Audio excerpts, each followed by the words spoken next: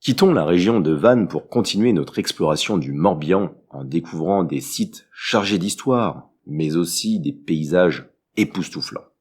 Et évidemment, comment aller en Bretagne sans passer par Carnac et ses célèbres alignements, ses menhirs et ses dolmens.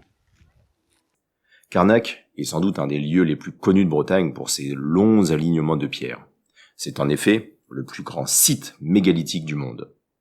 En arrivant sur le site, notre imagination ne peut être qu'interpellée par ces plus de 3000 pierres levées. Leurs histoires, leurs légendes éveilleront sans aucun doute votre curiosité et vous pourrez ainsi vous lancer dans un parcours de près de 4 km pour en apprendre davantage sur ce site exceptionnel. Mais d'où viennent ces pierres ? Ces menhirs ont été dressés pendant les Néolithiques entre le 6e et le 5e millénaire avant notre ère. Malgré les siècles, ces pierres sont toujours présentes dans le paysage breton et font encore fantasmer bien nombre de personnes. En effet, encore aujourd'hui, on ne sait toujours pas exactement à quoi elles servaient. Certains pensent que c'était un site religieux, d'autres un calendrier lunaire ou solaire. Il y a même des théories qui parlent d'énergie tellurique ou des lignes magnétiques. La taille des pierres est toujours aussi impressionnante.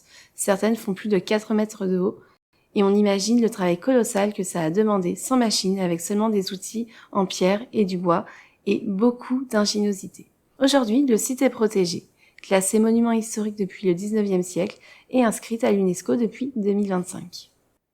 Partez donc à pied pour voir les différents champs du site, comme celui de Ménec, de Kermario ou encore de Kerlescan. Car chacun a ses petites particularités. Je vous conseille de prioriser le champ de Kermario, qui est le plus développé avec ses 980 pierres, et depuis lequel vous pourrez rejoindre le géant de Magno. Ce menhir est le plus haut de la commune de Carnac, s'élevant à 6,5 mètres de hauteur. La promenade se fait facilement entre prairies de bruyères peuplées de dolmens et forêts de pins dont l'ombre est la bienvenue en plein été. C'est un site tout à fait exceptionnel, à ne surtout pas manquer. Mais le Morbihan, c'est aussi ces très belles plages, dont cette plage de sable fin, avec les très grandes falaises qui l'entourent et qui sont quand même particulièrement stylées.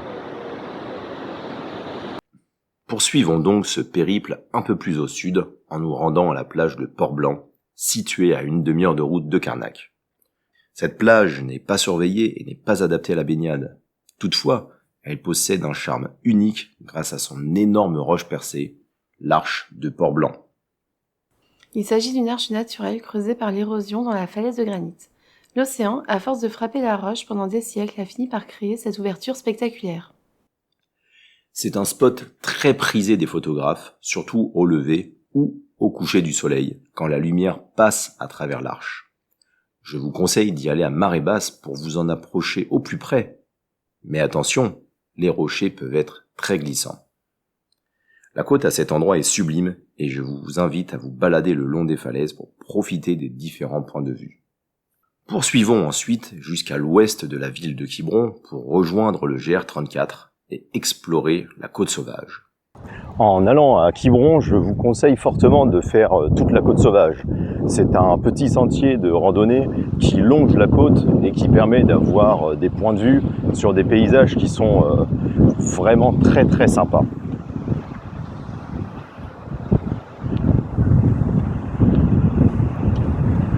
Ce circuit, aussi appelé le sentier des douaniers, nous fait longer la côte sauvage de la presqu'île de Quiberon, et le mot sauvage n'est pas exagéré.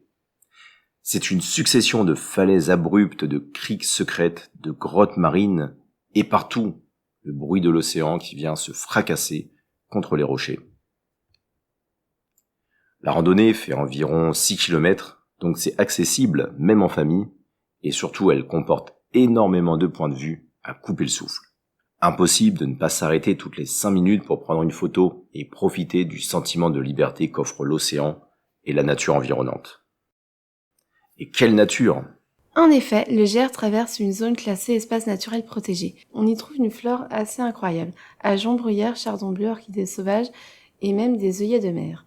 Au niveau de la faune, on peut apercevoir des goélands argentés, des cormorans et parfois même des faucons cresserelles planant au-dessus des falaises. À mi-chemin environ, ne manquez surtout pas un vestige du néolithique, le menhir de Beger-Koalnek. Il se dresse là, seul face à l'océan, Haut de plus de 5 mètres, il est l'un des rares menhirs encore à être debout sur cette côte. Il rappelle que même ici, sur ce sentier sauvage, l'homme préhistorique a laissé sa trace. Finalement, revenons à Quiberon pour finir la journée. Quiberon est une petite ville où se trouve un joli port de plaisance, au bord duquel il fait bon se promener. La ville est aussi une place parfaite pour poser ses bagages le temps d'une nuit. Il y a de nombreux restaurants, comme la Base, où l'on mange très bien, mais aussi de nombreux logements. Je vous en conseille un peu atypique. En effet, que diriez-vous de dormir dans un bateau? Ce petit voilier amarré dans le port permet de passer la nuit sur l'eau. Il possède 4 couchettes et une petite kitchenette. Par contre, petit bémol, il n'y a aucun sanitaire et il faut se rendre dans les cabines du port. Au moins, cela permet une petite promenade au milieu de la nuit. C'est fini pour cette vidéo sur le Morbihan. On se retrouve bientôt pour découvrir un nouveau pays. À bientôt les explorateurs.